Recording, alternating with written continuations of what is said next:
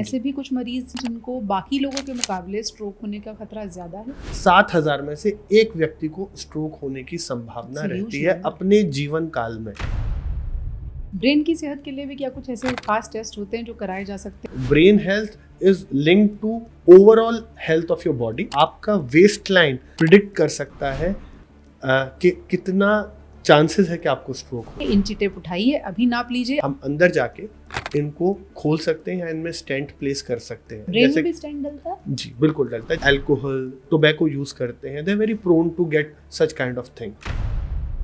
100% recovery possible है? ये depend करता है कि पेशेंट की एज क्या है, क्योंकि ओल्ड एज में आप देखेंगे प्री एग्जिस्टिंग कंडीशंस बहुत ज्यादा रहती हैं। तो अच्छी खासी दवाएं चलती हैं? अच्छी खासी दवाएं चलती हैं शुरुआत में। कोई कुछ लक्षण होते हैं डॉक्टर साहब जो लोगों को बताएंगे कि हाँ हमारे ब्रेन में कुछ प्रॉब्लम हो सकती है? डिपेंड करता है कि मस्तिष्क के किस भाग में ये स्ट्रोक का प्रभाव पड़ा है, उसी हिसाब से पेशेंट को सिम्टम्स आते हैं। आज हमने एक पिज्ज़ा खाया, कल एक समोसा खाया, परसों ब्रेड रोल खाए और उसके अगले दिन खूब सारी मिठाई खाई। हमें पता भी नहीं है कि हम कैसी सेहत का और कैसे भविष्य का निर्माण कर रहे हैं। हम रात में देर से सोए, जल्दी उठे, या फिर हमारे सोने का कोई हिसाब किताब ही नहीं है। एक्सरसाइज हम करना ही नहीं जानते क्योंकि हमें वेब सीरीज़ देखने में ज़्यादा मज़ा आता है। आपने कभी सोचा कि ये सारी चीज़ें एक दिन हमें ऐसी ऐसी बीमारियों की तरफ ले जाती हैं जो फिर ज़िंदगी भर हमारे साथ रहती हैं? फिर हम ना जंक फूड खा पाते हैं और ना अपने मन का खा पाते हैं, यानी सेहतमंद खाना खाना भी कभी कभी चुनौती हो जाता है।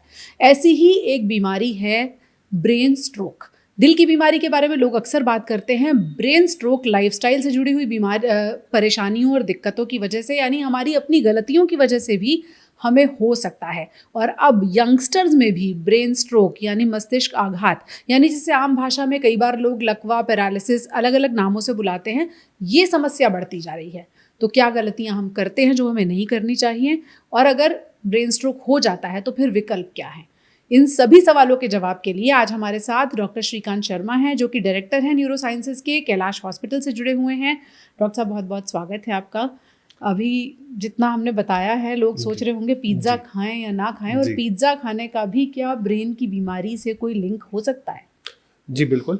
सबसे पहले हमें समझने की ज़रूरत है कि ब्रेन स्ट्रोक होता क्या है। जी। ब्रेन स्ट्रोक को अगर हम सामान्य हिंदी भाषा में अगर समझें तो जैसा आपने पहले बताया कि मस्तिष्क आघात, तो ये मस्तिष्क आघात होता क्यों है, मैं इसको स्ट्रोक बोलूँगा।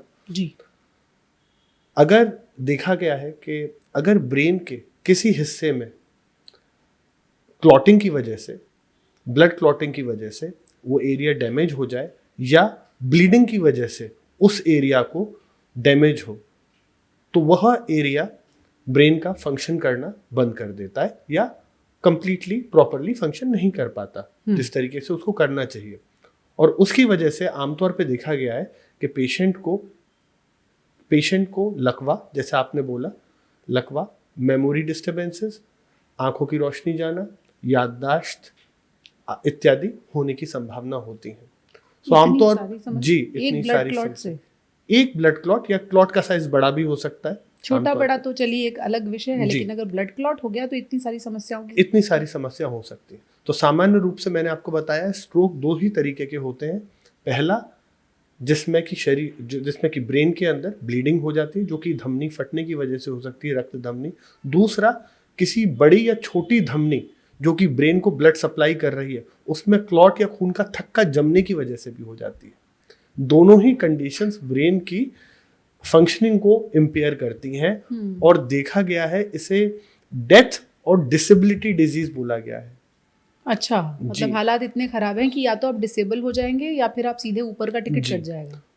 आज 2024 का जो सेंसस है वो हमें बताता है कि हमारे देश में प्रति 10 लाख जो पेशेंट्स होते हैं, लोग होते हैं, जो पॉपुलेशन है हमारे, उनमें 145 लोगों को स्ट्रोक आने की संभावना है, जिसका मतलब मोटा मोटा है करीबन 7,000 में से एक व्यक्ति को स्ट्रोक होने की संभावना रहती है अपने जीवन काल में। बाप रे। भारत पूरे विश्व का 10% स्ट्रोक पेशेंट्स का कंट्रीब्यूशन करता है, जो कि मुझे पता है कि एग्जैक्ट नंबर नहीं है, क्योंकि ये सब नंबर्स हमारे अर्बन डेटा से लिया गया है, शहरी डेटा ज़्यादा है, गांव और छोटे शहरों के डेटा उपलब्ध नहीं है। तो मैं बहुत श्योर हूँ कि ये नंबर 10 और 15 से 50% से भी ज़्यादा हो सकता है। जैसे आपने कहा कि या तो ब्लड क्लॉट हो गया या फिर कोई धमनी फट ही गई, जी ये तो हुआ फाइनल जो भी रिजल्ट है। जी। ये होता किस वजह से है? क्या वजह हैं जो ब्रेन में क्लॉटिंग करती हैं, या फिर ब्रेन की नस को फटने तक के लिए जो हालात हो जाते हैं उसके पीछे रीज़न क्या है? देखिए, रीज़न बहुत सारे हैं इसमें। अगर मैं मेन रीजंस की बात करूं, जो कि कन्वेंशनल जो रीजंस हैं, ट्रेडिशनल रीजंस बेसिकली बोलेंगे, ब्लड प्रेशर। अगर पुरानी आपको ब्लड प्रेशर की समस्या है, वो कंट्रीब्यूट करती है। अनकंट्रोल्ड डायबिटीज़, अच्छा। डिसलिपिडीमिया, यानी कि खून में वसा की मात्रा अधिक होना, वह भी क्लॉट बनाने में हेल्प करती है। स्मोकिंग, अच्छा। Smoking, substance abuse, substance abuse, alcohol, inactivity. आप देखेंगे बहुत सारे लोग जो इनएक्टिव रहते हैं, एक्सरसाइज नहीं करते, दैट लीड्स टू ओबेसिटी, मोटापा, और मोटापा leads to risk factor for stroke. These are the few basic common चीजें हैं। इसके अलावा बहुत सारी ड्रग्स भी ऐसी हैं जिनमें देखा गया है उनकी वजह से स्ट्रोक हो सकता है, पर वो उनके जो रीजन है बहुत कम है, इंसिडेंसेस काफी कम है उनके। आपने जो चीज़ें गिनाई हैं उसमें ज़्यादातर लाइफस्टाइल इश्यूज हैं। लाइफस्टाइल इश्यूज हैं। अगर आपने मोटापा बढ़ा लिया, आपकी ब्लड में फैट की मात्रा, वसा की मात्रा आपने कहा ज़्यादा है, एक्सरसाइज नहीं करते, स्मोकिंग करते हैं, तो वो चीज़ें जो लोगों के अपने हाथ में। जी, आपका वेस्ट लाइन एक्चुअली कंट्रीब्यूट और प्रिडिक्ट कर सकता है कि कितना चांसेस है कि आपको स्ट्रोक हो। अच्छा, कैसे? जी, अगर आप किसी का वेस्ट लाइन अप्रॉक्सीमेटली 40 या 45 के बीच में है, he has got a chance of at least 50% of getting a stroke in his life time मैं आपको बता रहा हूँ, जैसे कि आप किसी की वेस्ट लाइन से, बॉडी सरफेस एरिया से आप ये प्रिडिक्ट कर सकते हैं कि हाँ, कि इतना अगर डिस्लिपिडीमिया जैसे मैंने बताया, शरीर में अगर कोलेस्ट्रॉल की, ट्राइग्लिसराइड्स की मात्रा बढ़ेगी, मोटापा बढ़ेगा, ये कंट्रीब्यूट करता है। बिल्कुल, WHO एक बहुत साधारण तरीका देता है, आप अपनी वेस्ट लाइन को कैसे नाप सकते हैं उसका। 80 सेंटीमीटर से 85 सेंटीमीटर के बीच में महिलाओं की कमर का घेरा होना चाहिए, पुरुषों का घेरा 90 से 95 सेंटीमीटर के बीच में होना चाहिए। इंची टेप उठाइए, अभी नाप लीजिए। अगर ये ज़्यादा है तो फिर आप मोटे लोगों की श्रेणी में भी आते हैं, और जैसे डॉक्टर साहब कह रहे हैं, ब्रेन स्ट्रोक के खतरे पर भी आप आ जाते हैं। कोई कुछ लक्षण होते हैं डॉक्टर साहब जो लोगों को बताएंगे कि हाँ, हमारे ब्रेन में कुछ प्रॉब्लम हो सकती है या हम स्ट्रोक की तरफ जा सकते हैं? पहले कुछ इंडिकेशन मिलता है? जी, ये बहुत ही इम्पोर्टेंट एक पॉइंट है जो आपने रेज किया, और ये मुझे लगता है कि आमतौर पे घर पे रहने वाले हम सभी नौजवानों को, घर पे रहने वाली नवयुवती जो भी हैं, हमारे परिवार के सदस्य हैं, यंग सदस्य खासकर, मैं चाहूँगा कि ये मैसेज उन तक जाए, और हम हमारी मेडिकल भाषा में इसको प्रमोट करते हैं बी फास्ट करके, BEFAST। सो बी से हमारा मतलब होता है कि बैलेंस। अगर आपको लगे घर में कोई भी बुजुर्ग हैं, वृद्ध हैं, उनकी बॉडी में सडनली अगर आपने कोई बैलेंस इश्यूज देखे हैं, तो आप तुरंत नोटिस करिए इस चीज़ को। दूसरा, आई बॉल मूवमेंट्स। कई बार अगर आपको लग रहा है कि एबनॉर्मल तरीके से आई उनकी ड्रॉप हो गई है या बंद नहीं हो पा रही है, आई में अगर चेंजेस है, दोनों आंखों में से एक आंख में कोई चेंजेस आ रहा है, ये एक सिम्टम है। दूसरा, फेस का एक तरफ लटक जाना। कई बार देखा गया है कि चेहरे का एक साइड का जो होता है हिस्सा, वो दूसरी साइड जो नॉर्मल हिस्सा है उसकी अपेक्षा बहुत ज्यादा मूव नहीं कर पाता। हाथों में कमजोरी आना या पाँव में कमजोरी आना, आर्म, ए फॉर आर्म, अगर उसमें प्रॉब्लम आ रही है तो आप समझिए कि डेफिनेटली स्ट्रोक के लक्षण हो सकता है एक पॉइंट।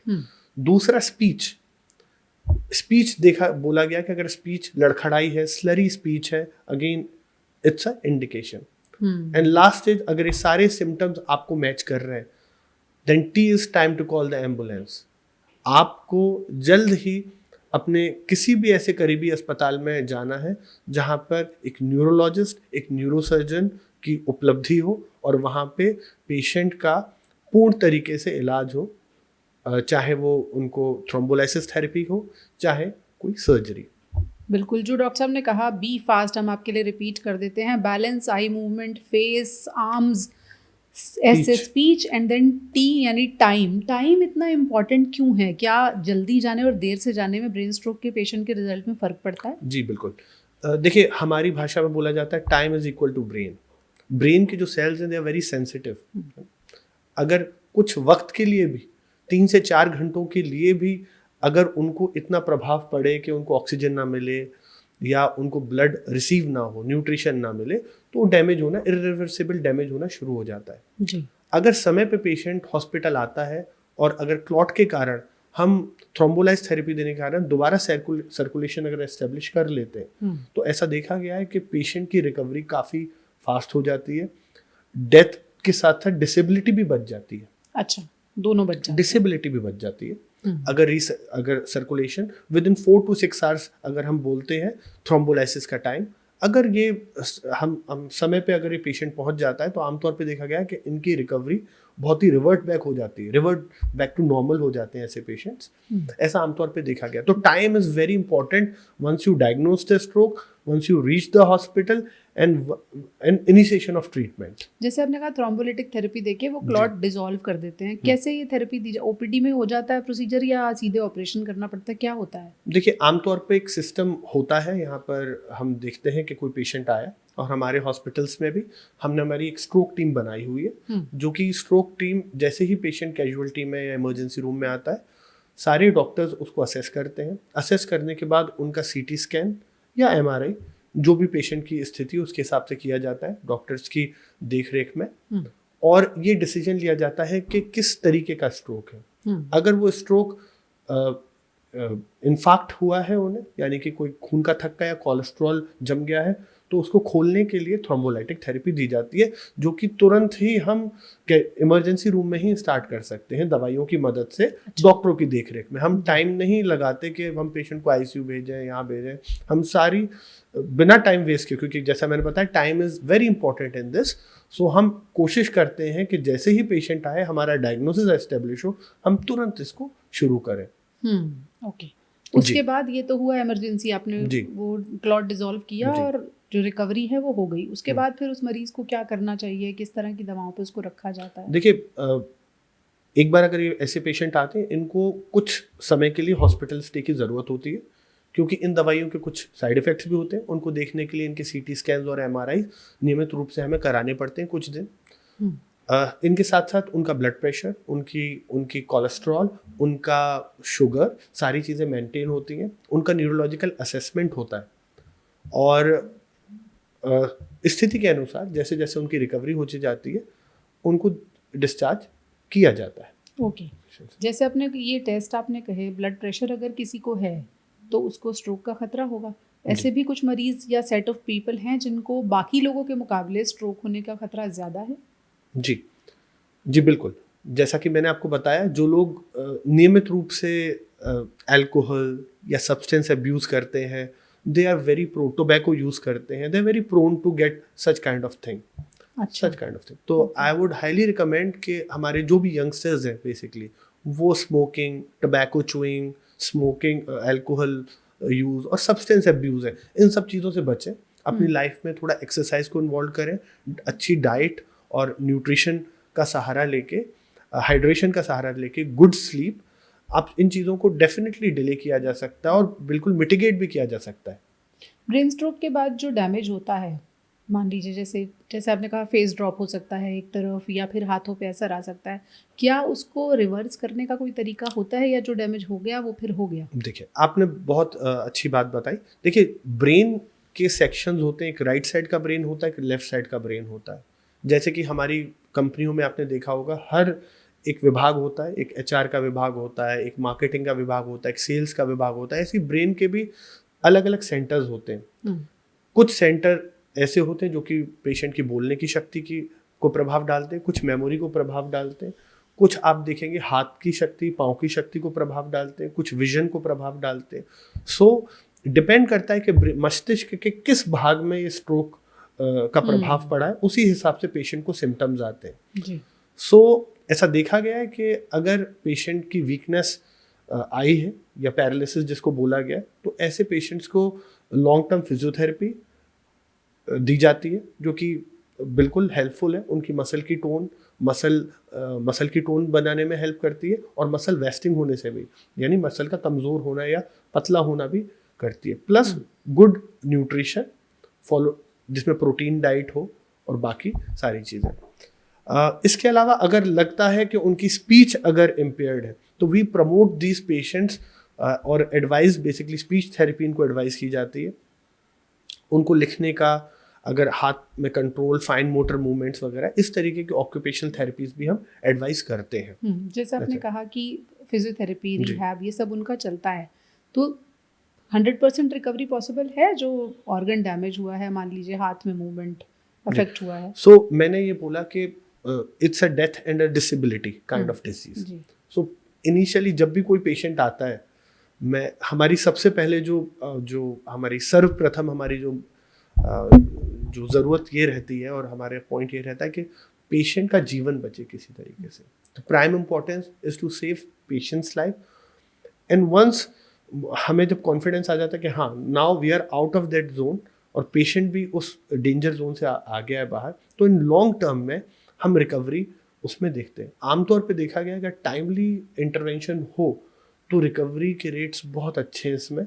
मैंने जैसा आपको बताया कि टाइमली अगर इनको थ्रोम्बोलाइटिक थेरेपी मिल जाए तो देखा गया है कि 90 to 100% रिकवरी भी होती है इन पेशेंट्स की। अच्छा। जी, ऐसा भी देखा गया है। प्लस ये डिपेंड करता है कि पेशेंट की एज क्या है। यंगस्टर्स में आप देखेंगे काफ़ी अच्छी रिकवरी है as compare to the older age people, जी। है ना, आप समझ रहे हैं। राइट। तो उस हिसाब से भी हमें ये देखना पड़ता है कि इसकी क्या एज है, कैसा है। वो रिकवरी उन चीज़ों पे भी डेवलप ये करती है। प्लस क्या कोमॉर्बिड कंडीशंस उनके पास है। कई बार कुछ, क्योंकि ओल्ड एज में आप देखेंगे प्री एग्जिस्टिंग कंडीशंस बहुत ज़्यादा रहती हैं, जैसे कि शुगर हो गया, डायबिटीज़ हो गया, थायराइड हो गया, कार्डियक कंडीशंस हो गई।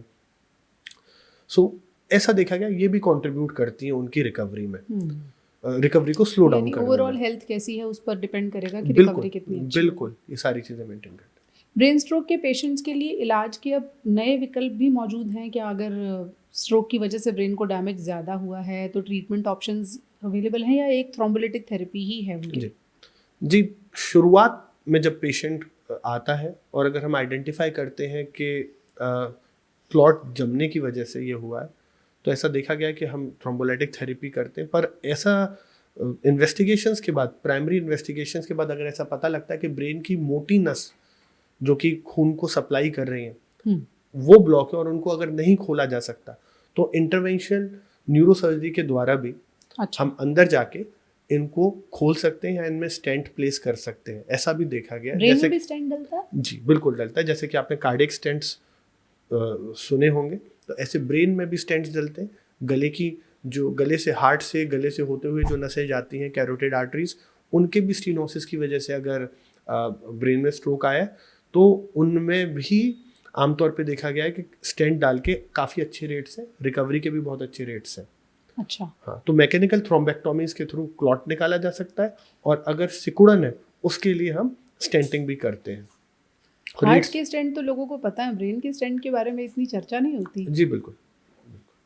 तो वो वहाँ भी ये होता है, एक स्टेंट है, 2 स्टेंट, कितने भी डाले जा सकते हैं? आमतौर पे हाँ, एक से ही काम चल जाता है, क्योंकि ब्रेन जाता की वेसल्स और इनके वेस्कुलेचर में बहुत अंतर होता है। पर हाँ, ये डिपेंड करता है सिचुएशन के हिसाब से कि कितना बड़ा क्लॉट है या कितना सिकुड़न है, उसके हिसाब से निर्णय लिया जाता है डॉक्टर के द्वारा। जी डॉक्टर साहब, जैसे दिल का स्टेंट डलता है तो उसके बाद बहुत सारे प्रिकॉशंस होते हैं क्योंकि एक फॉरेन बॉडी अब है आपके पास। अब जब ब्रेन में स्टेंट डलता है तब भी क्या प्रिकॉशंस और अलग तरह से ज़िंदगी हो जाती है उसके बाद?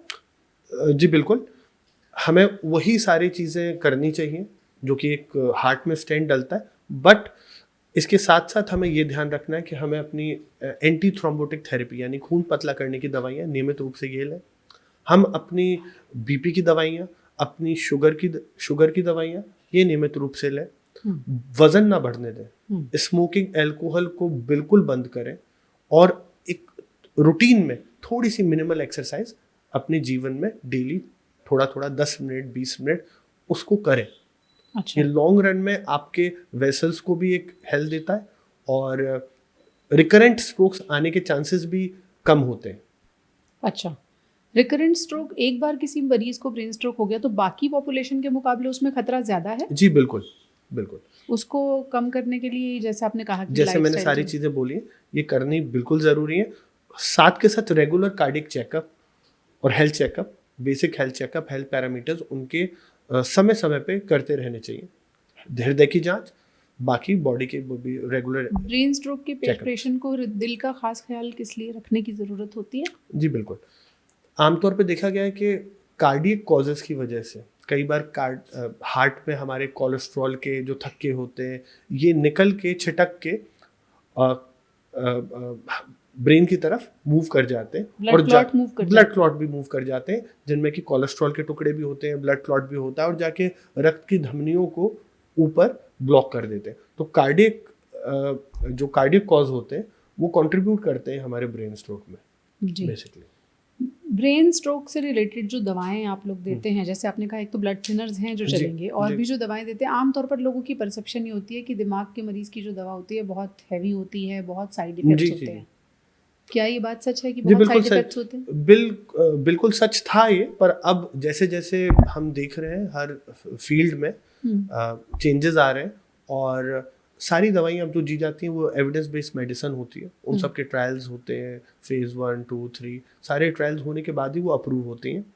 एंड ये जो दवाई हैं बेसिकली जैसा मैंने आपको बताया, ब्लड थिनर्स जिनको खून पतला रखती हैं, जो दवाइयाँ कोलेस्ट्रॉल कम करती हैं वो दवाइयाँ, ऐसी दवाइयाँ जो ब्रेन के जो सेल्स हैं उनका रीजनरेशन करें, ऐसी दवाएं होती हैं? सेल्स को रीजनरेट करने में हेल्प करती हैं। जी। ऐसी दवाइयाँ जो ब्रेन की सूजन कम करें शुरुआत के दिनों में, ऐसी दवाइयाँ जिससे पेशेंट को दौरा ना पड़े, और कुछ supportive medications.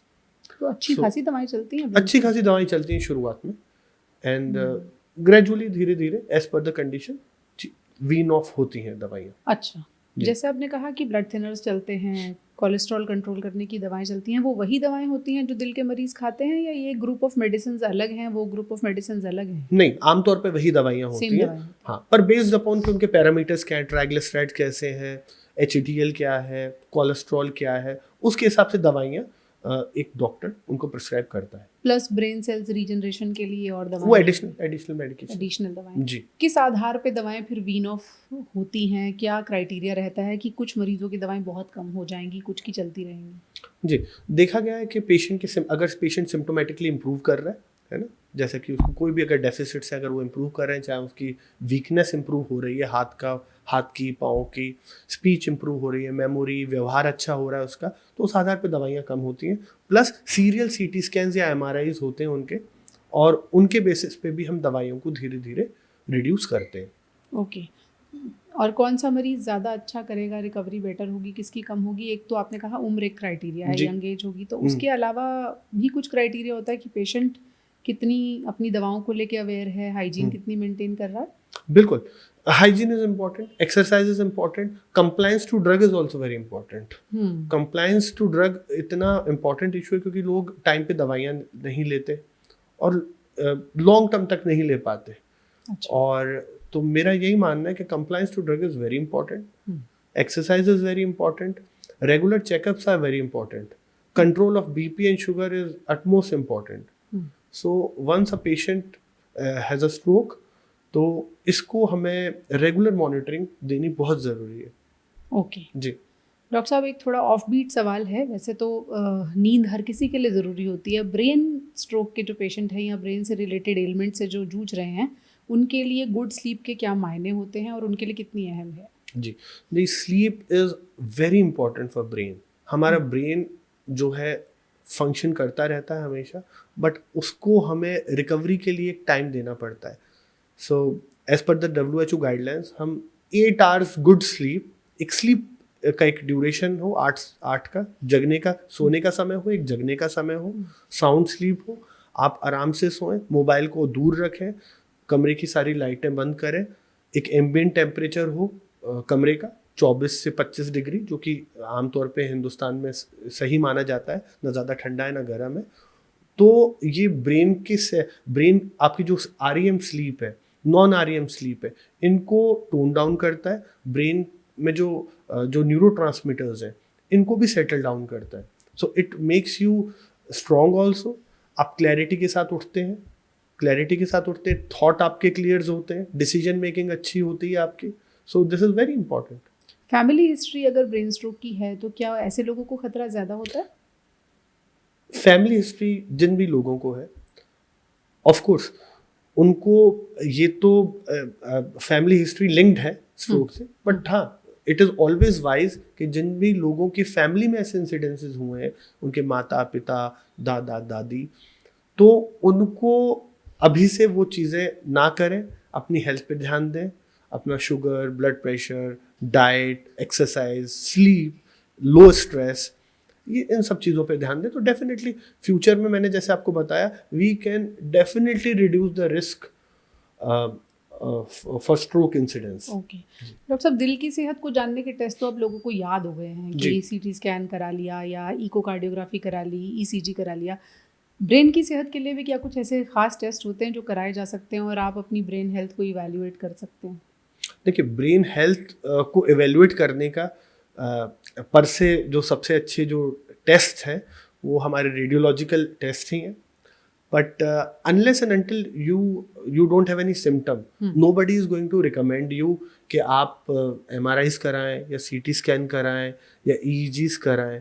So per se brain health is linked to overall health of your body, जी, है ना। If your body is functioning well, if you are sleeping well, clarity thoughts में आपको, न्यूट्रिशन आपका अच्छा है, डेली एक्सरसाइज कर रहे हैं, सो मुझे लगता है कि इट इज़ डेफिनेटली आपको ब्रेन की टेस्ट कराने की जरूरत ही नहीं है unless and until symptoms now. यानी आप जो प्रिवेंटिव हेल्थ चेकअप्स कराते हैं जी। उसमें जब आप ओवरऑल हेल्थ देखते हैं, अगर वो ठीक है तो फिर आपकी ब्रेन की हेल्थ भी मोटे तौर पर मान लिया जाएगा कि ठीक है। आप अपने लाइफस्टाइल को ठीक रखते हैं तो मान लिया जाएगा कि आपका दिमाग भी लंबे समय तक आपका सेहतमंद तरीके से साथ देगा। गलतियां ना करें, ज़रूरत पड़े तो जैसे डॉक्टर साहब ने बी फास्ट का एग्जाम्पल दिया उसको इग्नोर ना करें और समय पर हॉस्पिटल पहुंचे। Thank you so much doctor साहब for joining us. Thank you.